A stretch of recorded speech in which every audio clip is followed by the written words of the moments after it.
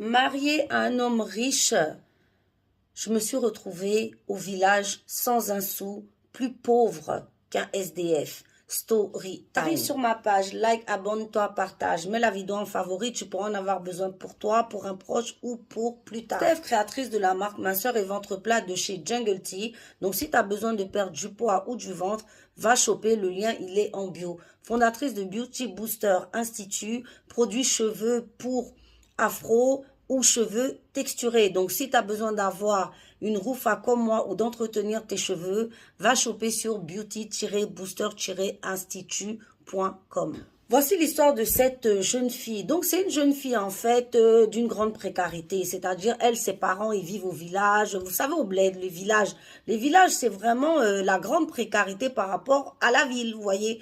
Donc, elle vivait au village et tout, dans une grande précarité. Non, elle vivait dans la ville avec sa sœur, mais ses parents étaient d'une grande précarité. Mais elle se débrouillait avec sa sœur, sa grande sœur, qui s'occupait d'elle et tout. Et elle, faut savoir qu'elle n'a pas eu un niveau élevé d'études. Donc, c'est comme ça qu'elle vivait chez sa sœur un petit peu, et qu'elle a fait la rencontre d'un homme marié. Vous savez qu'au bled, souvent dans les quartiers précaires, les jeunes filles, en fait, elles sortent souvent avec des hommes mariés parce que vraiment, la précarité est trop forte. C'est comme ça qu'elle tombe sur cet homme marié et ils entament une relation.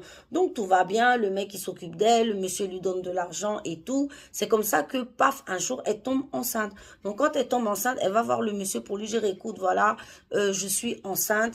Qu'est-ce qu'on fait? Le monsieur de lui dire, mais t'es enceinte, qu'est-ce qu'on fait? Comment? Moi, je suis mariée, je t'ai dit que j'étais mariée. Hors de question que tu gardes cet enfant. Écoute, moi, je te donne de l'argent, va avorter. Je ne veux pas de cette grossesse. Et d'ailleurs, toi et moi, c'est fini. Je veux même plus entendre parler de toi. Ne viens plus, ne m'appelle plus, ne fais plus rien. Stop, basta, ciao. C'est ça que la petite désemparée, vraiment dans tous ses états, elle va voir sa grande sœur et elle lui explique la situation. Donc, sa grande sœur lui dit, écoute, nous, on n'est pas, voilà, on fait pas ce genre de choses à la maison. C'est sans jugement que je dis ça.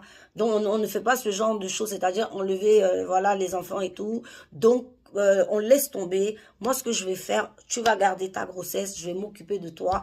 T'inquiète pas, de toute façon, on prendra soin du petit. Il n'y a pas de souci, tu vas y arriver. C'est comme ça que la grande sœur, en fait, elle a pris soin de sa sœur. Elle a pris soin de sa sœur jusqu'à ce que l'accouchement arrive à son terme. Et effectivement, elle a donné naissance à un enfant. Donc, du coup, la grande sœur, qui n'a pas grand moyen non plus, s'occupe de cet enfant et de sa petite sœur. Voilà, donc, du coup, quand elle a accouché, elle a commencé à retravailler plus tard. Et c'est comme ça que quand elle a eu de l'argent, elle a commencé à faire un peu de commerce. Elle voyageait de ville en ville, elle faisait du business et tout se passait bien. En tout cas, ça allait. Et